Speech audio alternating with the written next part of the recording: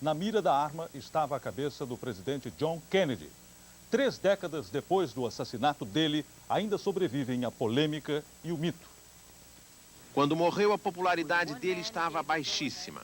Ele tinha feito uma invasão fracassada a Cuba, a Alemanha do Leste tinha construído o Muro de Berlim, ele começou a escalada no Vietnã e os estados do Sul estavam reagindo com violência às ideias dele de igualdade para os negros.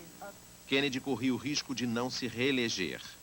Naquele momento, ele era mais admirado como uma estrela do que como um presidente.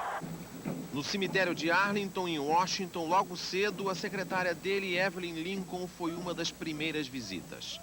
Em Dallas, em frente ao depósito de livros, de onde, no 6º andar, Lee Harvey Oswald deu os 3 tiros, a praça dele foi visitada por uma pequena multidão. O patrimônio histórico tombou a praça hoje e havia uma única corbeia no monumento inaugurado. Foi aqui, às 12h30 de um dia de sol como hoje, que 30 anos atrás, John Kennedy, aos 46 anos, deixou a vida para entrar na história e se tornou um mito.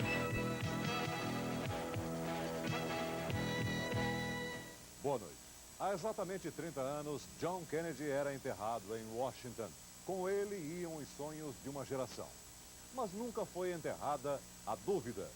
Lee Oswald seria mesmo o único assassino, um louco solitário? Ou teria havido uma conspiração para matar Kennedy? Para pôr à prova as muitas teorias sobre a morte de Kennedy que surgiram nestas 3 décadas, a rede CBS produziu um especial que é o mais completo programa já realizado sobre o assunto. Técnicas avançadas de computação analisam a trajetória das balas. Havia ou não mais de um atirador? Dan Rather, o repórter que deu o furo da morte de Kennedy e apresenta o especial, diz a Paulo Henrique Amorim que ainda se emociona quando lembra daquele dia em Dallas. Ele destaca a firmeza de Jacqueline Kennedy, que ajudou os americanos a enfrentar o trauma da morte do presidente. E um ex-agente da KGB revela que os russos nunca se interessaram por Lee Oswald. Desde o assassinato de Kennedy, já saíram mais de 2.000 livros e foram ao ar centenas de programas de TV sobre o assunto.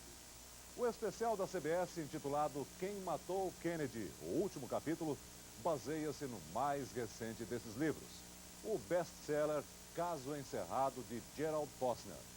Mas, apesar das certezas do autor, as pesquisas mostram que o público continua acreditando que ainda há muito a ser explicado sobre a tragédia de Dallas.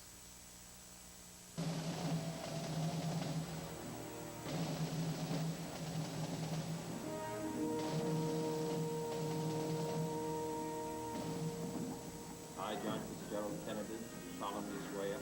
Eu, John Fitzgerald Kennedy, juro solenemente preservar, proteger e defender a Constituição, com a ajuda de Deus. So help me God. Ele era o charme, a graça, um aristocrata com ideias progressistas. E aquela família? Jacqueline, a primeira-dama mais elegante que os americanos tiveram. E as crianças? Pareciam saídas de um conto de fadas. Good evening, ladies and gentlemen. I'm speaking to you from the White House. Boa noite, senhoras e senhores. Eu estou falando da Casa Branca. Espera aí, John. Você pode ficar quieto, por favor? Os americanos se deixavam governar com um sorriso nos lábios. Mas o país não estava bem. 1000 dias depois de tomar posse, a popularidade de John Kennedy tinha desabado. Ele sofria uma grande oposição, principalmente no Sul, porque estava empenhado em defender os negros. E resolveu ir ao Texas, o estado mais forte do Sul. Era a primeira etapa da campanha presidencial para a reeleição. I was stunned by this letter. O assessor de imprensa, Pierre Salinger, conta que poucos dias antes da viagem recebeu uma carta de uma mulher dizendo para o presidente não ir a Dallas. Mostrou ao presidente e ele disse: se eles quiserem me pegar, eles me pegam. E pegaram. 22 de novembro de 1963. Sexta-feira. O casal Kennedy chega a Dallas. Eles vão em direção à multidão e o povo grita mais o nome de Jacqueline do que o dele. Segundo a comissão Warren, que investigou o assassinato e entregou as conclusões ao presidente Lyndon Johnson 10 meses depois, o que ocorreu daí para frente foi o seguinte. Praça Daly, pouco depois do meio-dia, a comitiva entra à esquerda na rua Elm. Do 6º andar do prédio do depósito de livros escolares, Lee Harvey Oswald, com um rifle que comprou pelo correio pelo equivalente a 4.000 cruzeiros, dá o primeiro tiro. Lee Oswald dá o segundo tiro. É a famosa bala mágica. Ela atinge as costas e a garganta do presidente e o ombro, o punho direito e a coxa esquerda de John Connally. Ele é o governador do Texas que estava no banco da frente. Depois, o terceiro tiro, o que mata John Kennedy. O tiro na cabeça.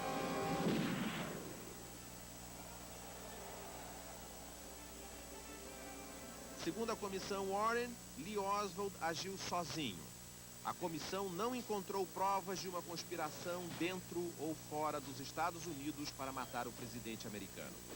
Em Nova York, a principal emissora de televisão, a CBS, interrompeu a novela para dar um boletim com Walter Cronkite, o apresentador do principal noticiário da estação. O presidente levou um tiro e está sendo levado para o hospital Parkland.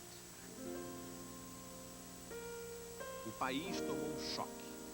Na América não poderia ocorrer uma coisa dessas. Ninguém podia acreditar que se fizesse aquilo a ele, John Kennedy, a um rei Arthur, o da lenda dos Cavaleiros da Távola Redonda. Era impossível. Pouco depois, um outro boletim. Sobre o possível assassino, um momento. Temos uma informação do nosso correspondente em Dallas, Dan Rather. O presidente Kennedy morreu. A CBS foi a primeira a dar a notícia. Essa viria a ser a informação mais importante da carreira daquele repórter de 32 anos, que acabaria, em boa parte por causa desse furo, substituindo Cronkite. Hi, Paula Marim, TV Globo Brasil. Por que ninguém acredita na comissão Warren? Por que as teorias conspiratórias ainda são tão fortes? Eu acho, diz Rather, que é porque ninguém no mundo consegue entender como um fracassado, um demente como Lee Harvey Oswald, pudesse matar um líder carismático, um vencedor como John Kennedy. Você alguma vez duvidou que Oswald fosse o único assassino? Claro, tive e tenho dúvidas até hoje, diz Rather. Hoje? Sim. Todo mundo que eu conheço e que se envolveu com esse caso, teve dias em que disse, meu Deus, não tenho certeza. Não é só Dan Rather. Muitos americanos não têm certeza nenhuma. Segundo uma pesquisa feita pela CBS no mês passado, 9 em cada 10 americanos acham que Lee Oswald não agiu sozinho. E 4 em 5 americanos acham que o governo abafou a verdade. Poucos dias atrás, em Nova York, Dan Rather estava participando de uma apresentação do 6º programa especial em 30 anos, realizado pela CBS sobre o assassinato de John Kennedy. A tragédia ainda emociona até os jornalistas mais experimentados. Quando era exibido o trecho do programa em que Walter Cronkite, hoje aposentado, reconstituiu o enterro, era um pesadelo. Aconteceu, acabou, não há o que fazer. Estávamos enterrando ali um pedaço do nosso passado. O filho John. Foi um dia difícil. Apresentadores não deveriam chorar, diz Cronkite. Anchorman shouldn't cry. Ao nosso lado, ali na sala, ao som dos mesmos tambores, Dan Rather também se emocionou.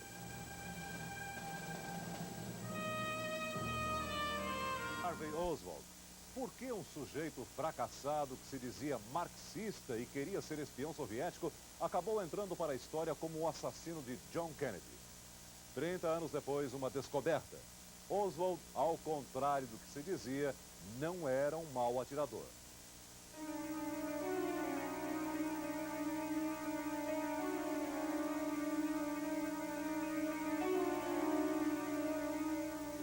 Pouca gente sabe que Lee Oswald tinha uma mira muito boa. Ele era capaz de acertar 48 alvos em 50, a uma distância de uns 200 metros. E o presidente Kennedy estava a apenas 70 metros daqui dessa janela. Para Oswald, o presidente Kennedy foi um alvo muito fácil.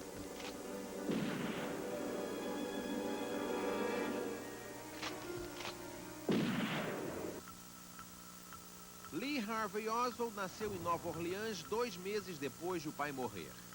A mãe vivia desempregada. Mudou de casa 5 vezes antes de o filho fazer 4 anos. Ele foi para um orfanato em Nova York e uma assistente social achou que ele era emocionalmente desequilibrado.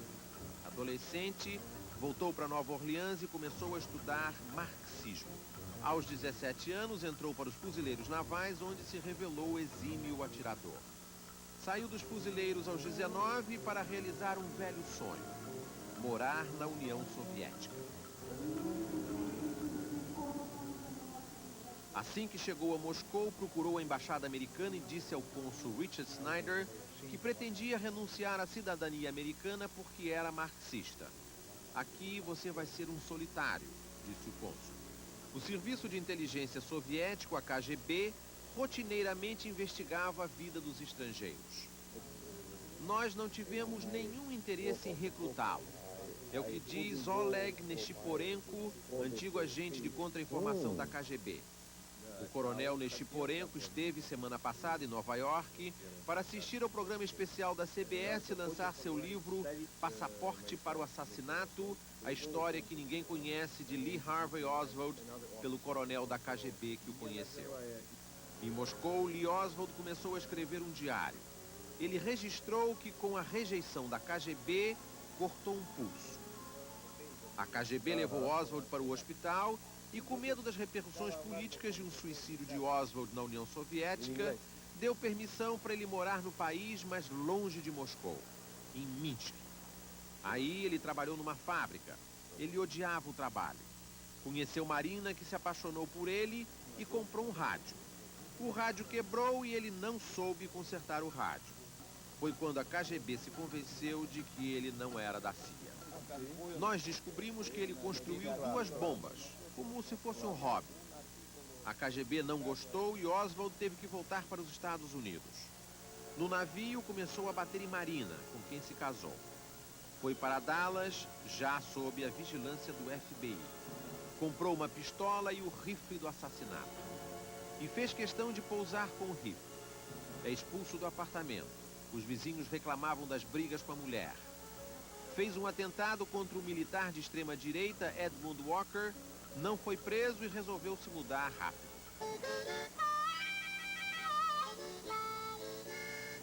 Voltou a Nova Orleans. Dizia para todo mundo que era marxista. Criou um comitê em defesa de Cuba, distribuía panfletos de rua, mas não conseguiu adeptos. Tomou um ônibus e foi para a Cidade do México. O coronel Neshiporenko era o chefe da KGB na Embaixada Soviética no México. Oswald disse a ele que precisava voltar para a União Soviética. O FBI estava atrás dele.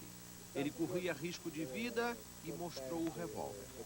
O coronel Neshiporenko desconfiou que se tratava de um desequilibrado, mas havia 50% de possibilidades de ser um agente da CIA.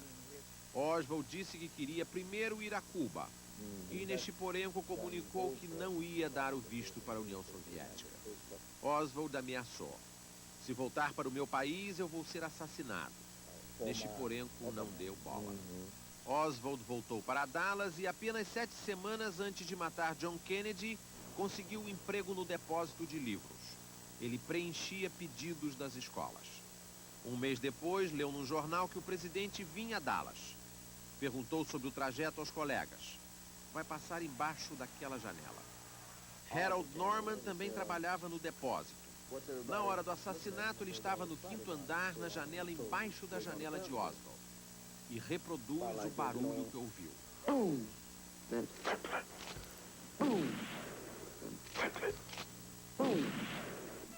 Oswald finalmente conseguiu ficar famoso. Saiu a pé para casa, apanhou o revólver, matou um policial que achou que ele se encaixava na descrição transmitida pelo rádio do carro. Oswald foi para o cinema ver John Wayne em O Mais Longo dos Dias. 1h30 depois de matar o presidente dos Estados Unidos, Oswald foi preso dentro do cinema. 25 horas mais tarde, ele se encontraria de novo com a morte.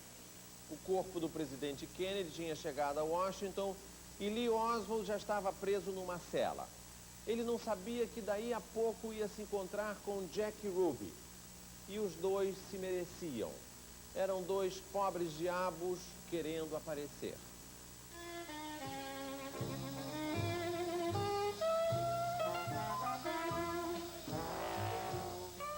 Jack Ruby era o dono de um inferninho em Dallas. Era outro fracassado. Não passava de um rufião de segunda classe. Adorava aparecer e admirava o presidente Kennedy. Para conseguir dançarinas, tinha amigos da máfia. Para não ser importunado pela polícia, fazia amigos na polícia. Ele passou pela porta da delegacia e entrou. Conhecia todo mundo. Lee Oswald estava sendo levado para a sala de interrogatórios e cometeu um erro fatal. Pediu para voltar à cela e trocar de agasalho porque queria parecer bem diante de toda a imprensa. Foi o tempo de Jack Ruby se encontrar com ele. Quando o policial entrou na sala com Oswald algemado, reconheceu Ruby pelo canto do olho. O mesmo chapéu de sempre. Oswald passou por Ruby e deu um sorriso amarelo. Ruby matou Oswald a queima-roupa. He's been shot. He's been shot. Lee Oswald has been shot. There's the man with a gun. It's absolute panic. A fotografia mais famosa de todo o episódio. O policial não parecia acreditar. Jack Ruby morreu de câncer na prisão. Jamais se provou ter matado Oswald a mando de alguém. Uma queima de arquivo. Matei porque não gostei daquele sorriso para mim, disse Ruby no julgamento. Mas a morte de Oswald, antes de ser processado pela justiça, deu origem a todo tipo de teorias conspiratórias. 30 anos depois, Dan Rather é cauteloso, mas firme. Oswald atirou. Há uma alta probabilidade de ter sido o único a atirar. E não há nenhuma prova concreta de uma conspiração. And that there is no solid evidence of a conspiracy.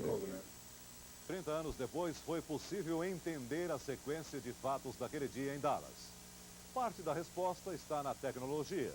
As técnicas mais avançadas da análise de imagens por computador permitiram esclarecer como Kennedy foi assassinado.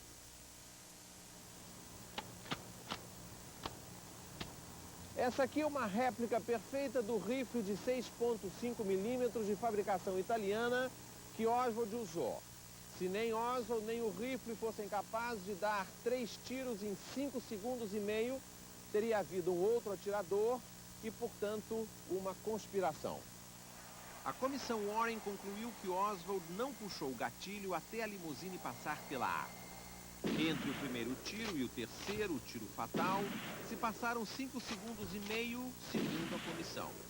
É quase impossível atirar 3 vezes e acertar 2 tiros em tão pouco tempo.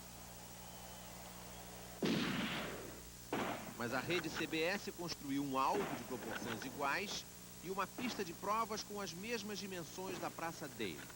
O alvo se movia à mesma velocidade da comitiva do presidente. E a CBS convidou 11 atiradores de primeira qualidade para tentarem reproduzir o que Oswald fez.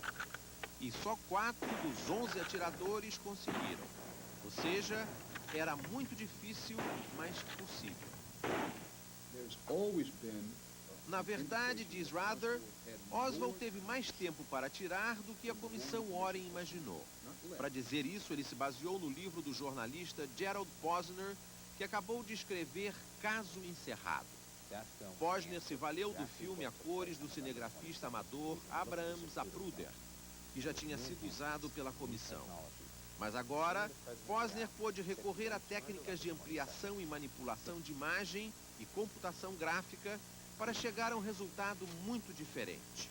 Ou melhor, com 3 segundos de diferença. 3 segundos importantíssimos. Para Posner, Oswald teve 8 segundos e meio para matar John Kennedy e não 5 segundos e meio. Posner acredita que Oswald deu o primeiro tiro antes de o carro passar pela árvore. O tiro foi desviado pela árvore e não atingiu ninguém. No filme, é possível demonstrar a hora exata em que disparou esse primeiro tiro que não pegou em ninguém. E essa revelação é uma das novidades desse programa. O presidente Kennedy estava acenando para a multidão e trouxe rápido a mão para baixo. Talvez porque tenha ouvido barulho. Mas aquela menina de saia vermelha, à direita da tela, é uma testemunha-chave. Ela vem correndo, acompanhando o carro. De repente, para e olha para trás. É que ela provavelmente ouviu o primeiro tiro. Agora sobre o segundo tiro. Oswald atirou depois que o carro passou pelo cartaz da rua e não antes, como dizia a comissão Warren. O cotovelo do presidente está saindo para fora do carro depois de passar pelo cartaz. A bala entra pelas costas, passa pela medula. O presidente não põe as mãos na direção da garganta, mas em frente ao queixo. Os braços dele ficam paralisados naquela posição até ele receber o terceiro tiro. A bala saiu de John Kennedy, acertou John Connally, governador do Texas, que estava no banco da frente. A bala desce para o punho direito e a coxa esquerda de Connally. Essa é a trajetória da bala mágica. Uma única bala que conseguiu atingir os dois. Posner demonstra de novo que houve uma bala mágica. O presidente à esquerda entrando na tela. O branco do punho da camisa dele. A lapela de Connally, do lado direito de Connally. A gravata no centro das lapelas. De repente, a lapela do lado direito cobre a parte da camisa. É quando a bala mágica entra pelas costas de Connally. A comprovação de que houve uma bala mágica é fundamental. Sem a bala mágica, houve 2 assassinos e uma conspiração. E o terceiro tiro? O tiro que matou John Kennedy. A comissão Warren concluiu que a limusine presidencial vinha a uns 18 km por hora. A limusine praticamente parou na hora do terceiro tiro, diz Rather, para destacar as vantagens de se usar a nova tecnologia de ampliação das imagens. Vejam só, o motorista na extrema direita da tela ouve o segundo tiro. Se vira para trás. Olha a cabeça dele virando para trás. O motorista está olhando para o presidente e a limusine praticamente parou aí no segundo tiro. Oswald teve à sua disposição um alvo estático. Para um exímio atirador como ele, esse, o terceiro tiro, o tiro fatal, foi o mais fácil.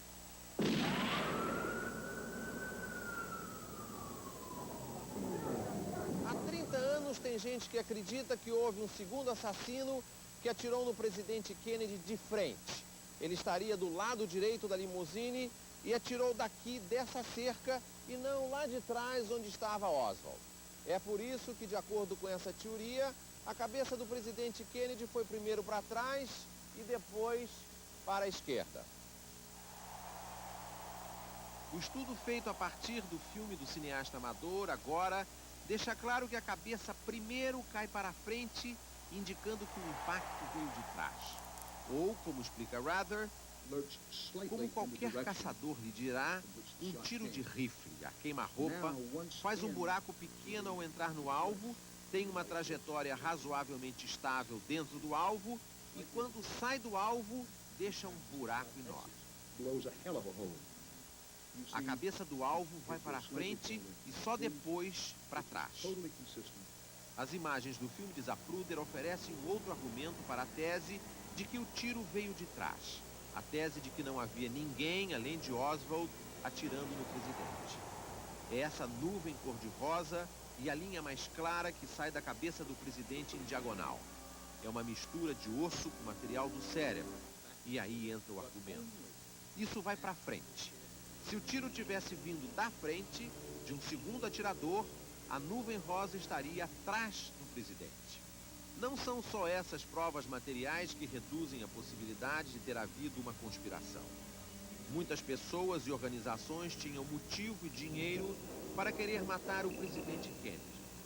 Mas Rather pergunta: onde está a linha que une a Lee Harvey Oswald às pessoas que podiam ter motivo e dinheiro? A Agência Central de Inteligência dos Estados Unidos são ainda hoje os principais suspeitos numa suposta conspiração para matar Kennedy. Quando se revelou na década de 70 que a CIA, de fato, mandou assassinar líderes de outros países, as suspeitas cresceram, mas nada foi provado. E até hoje, vários vilões povoam as teorias sobre a morte de Kennedy. Segundo uma pesquisa realizada pela rede de televisão CBS no mês passado, 50% dos americanos acham que quem matou o presidente Kennedy foi a CIA. 30% acham que foi a máfia e 20% acham que foi Fidel Castro. 13% acham que foi a União Soviética. E quanto mais jovem o americano, mais ele acredita em conspiração. John F. Kennedy's murder was probably one of the most terrible moments in the history of our country.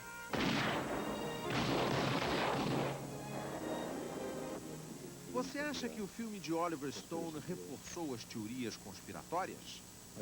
Simplesmente não sei, diz Rather. Se você vir como um filme de Hollywood, uma obra de imaginação, não tenho nada contra ele. Só quando ele pretende ser um filme histórico, aí respeitosamente discordo, diz Rather. O filme de Stone contém todas as teorias conspiratórias. A CIA, a máfia, os cubanos. Mas, na vida real, a posição do FBI era mais delicada. A CIA grampeou a embaixada da União Soviética no México e enviou um relatório ao FBI sobre a misteriosa visita de Oswald ao coronel Nestiporenko. O FBI não deu a menor importância. Um agente do FBI deu uma busca de rotina à casa de Oswald e só encontrou Marina. Mais tarde, Oswald foi à sede do FBI em Dallas e deixou uma nota escrita: parem de importunar Marina, senão a chefia de polícia de Dallas e a agência do FBI vão explodir. O FBI não considerou que isso fosse uma ameaça violenta e não avisou ao Serviço de Segurança da Casa Branca. Isso tudo ocorreu 20 dias antes do assassinato do presidente Kennedy. No dia em que Oswald morreu, um agente do FBI recebeu ordens para sumir com o bilhete ameaçador de Oswald. O agente jogou o bilhete na privada e puxou a descarga. A comissão Warren jamais soube de nada disso. Os políticos e as organizações burocráticas cometeram tantos erros, diz Rather, para cobrir os próprios erros que, se esse caso tivesse sido entregue a 3 ou 4 detetives de homicídio de qualquer grande cidade do mundo, do Rio de Janeiro ou de Nova York, teria sido encerrado em um mês. E a máfia? Ninguém mais do que o irmão de John Kennedy, Robert, o ministro da Justiça, perseguiu a máfia nos Estados Unidos. Disse que um líder mafioso, Carlos Marcello, chegou a ameaçar. Segundo as leis da máfia, a melhor maneira de se livrar de Robert é matar John. Corte a cabeça e o cachorro inteiro morre. O FBI grampeou praticamente todos os telefones e todas as casas de mafiosos nos Estados Unidos e não conseguiu encontrar nenhum indício de associação com Oswald. Os mafiosos comemoraram a morte do presidente, mas ficaram nisso. Nicholas Katzenbach, o vice-ministro da Justiça no governo Kennedy, acha que a máfia não contrataria alguém como Oswald. E se contratasse, ele não teria sobrevivido para chegar a ser preso. E a CIA? O filme de Stone insiste na participação da CIA.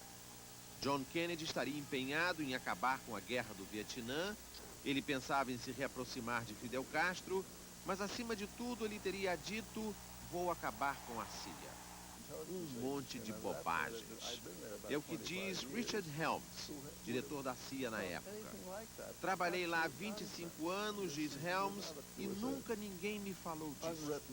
Há uma regra não escrita, mas escrita a sangue na CIA. conta Helms. Nós podemos fazer trabalho clandestino no exterior, mentir, subornar, corromper, o que for. Mas lá dentro, ninguém mente para os superiores. Muitas vezes a ficção faz mais sentido do que a realidade. Mas a suspeita de que o FBI, a CIA ou a máfia tivessem participado do assassinato do presidente Kennedy é, por enquanto, mera especulação ou obra do cinema. Mas e a União Soviética? E Fidel Castro? No dia em que o presidente Kennedy foi assassinado, um agente da CIA entregou a um outro agente da CIA uma caixa contendo uma caneta para matar Fidel Castro. Era uma caneta envenenada que um médico tinha bolado para injetar veneno no presidente cubano se ele se aproximasse de um agente da CIA. 2 anos antes, o presidente americano tinha autorizado a invasão a Cuba na Baía dos Porcos. Foi um desastre. Em 3 dias, um exército de exilados cubanos treinados pela CIA desistiu da aventura. Jack Valente, na época, assessor de Lyndon Johnson. Kennedy tentou pegar Castro, mas Castro pegou Kennedy primeiro. Numa entrevista à CBS em 1977, Fidel Castro declarou: se eu tentasse matar o presidente dos Estados Unidos, Cuba seria varrida do mapa. Sobram os soviéticos. 1963. Era o ponto mais alto da Guerra Fria. 1 ano antes, em novembro, quase houve uma guerra atômica. John Kennedy obrigou o líder soviético Nikita Khrushchev a retirar mísseis nucleares que tinham sido instalados secretamente em Cuba. Os mísseis foram desmontados, mas a tensão entre os dois líderes estava de pé. Assim que John Kennedy morreu, o governo americano tentou localizar Khrushchev para dar a notícia. Mas ninguém conseguia achar Khrushchev. Surgiram várias suspeitas nos Estados Unidos. Será que o assassinato é a senha para um ataque surpresa contra o território americano? Naquele momento, todas as hipóteses eram plausíveis. Mas, do outro lado do mundo, Nikita Khrushchev também estava em pânico. Os Estados Unidos podiam desconfiar que Moscou estivesse por trás daquele americano que tentou fugir para a União Soviética. Sem avisar ninguém, Khrushchev foi à embaixada americana em Moscou, apresentou condolências e disse ao embaixador: por favor, acredite em mim. Não temos nada a ver com isso. Com o fim da Guerra Fria, os arquivos do país foram abertos e não surgiu nenhum documento envolvendo os soviéticos. A imprensa cumpriu seu papel e contou tudo o que sabia. Acho que a imprensa, diz Rather, inclusive a eletrônica, fez o melhor que podia nas circunstâncias. Mas a melhor coisa que nós fizemos foi dar aos americanos a certeza de que o que nós sabíamos, eles sabiam. Novembro. No dia de hoje, há 30 anos, as imagens do funeral de John Kennedy comoveram o mundo. Ali, no momento da dor, se revelava a força de uma nação e de uma mulher, Jacqueline Kennedy.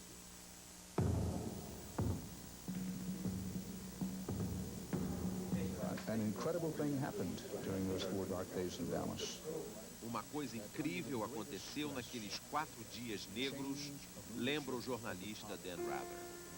Sob a maior tensão, este país conseguiu realizar a troca de liderança política.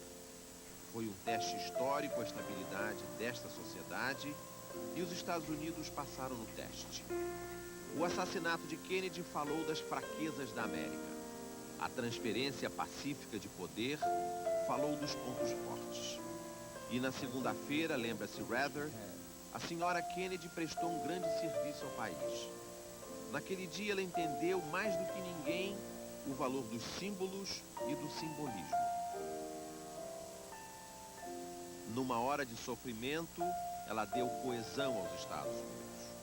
No enterro em Washington, as marcas no rosto da senhora Kennedy fizeram Rather pensar. É assim que reagiriam os gregos e os romanos. De manhã, uma fila de 15, quase 16 quarteirões. As pessoas em silêncio, se movendo devagar. Havia uma sensação estranha. O que vamos fazer amanhã? Washington parou. Não conseguia trabalhar. Estavam todos unidos. Os adversários do presidente pareciam ter um sentimento de culpa. Ninguém se cansava de admirar a senhora Kennedy. Todos os detalhes da cerimônia do enterro foram organizados por ela. Por um dia, ela dirigiu a nação. Naquele dia, o filho mais novo, John, fazia aniversário. Antes de sair da Casa Branca, ela e os irmãos do presidente, Robert e Ted, foram para o andar de cima na ala residencial e cantaram parabéns para John. No mesmo dia do enterro de John Kennedy, na cidade de Fort Worth, no Texas, houve o enterro de Lee Harvey Oswald diante de poucos amigos. Um jornalista, com pressa de acabar o serviço, ajudou a segurar o caixão. Lee Oswald foi enterrado e, com ele, muitas perguntas que vão perseguir os americanos por muitos anos. A morte do presidente Kennedy revelou aos americanos que havia uma área escura, uma região dominada pela violência na alma deles. A nação parecia hipnotizada por aquelas imagens do cortejo. Robert Kennedy parecia em estado de choque. A viúva, os tambores, os filhos, a longa marcha para o cemitério. A bandeira foi dobrada e entregue à senhora Kennedy. O martírio ainda não estava próximo do fim. 5 anos depois, Robert Kennedy e Martin Luther King seriam assassinados.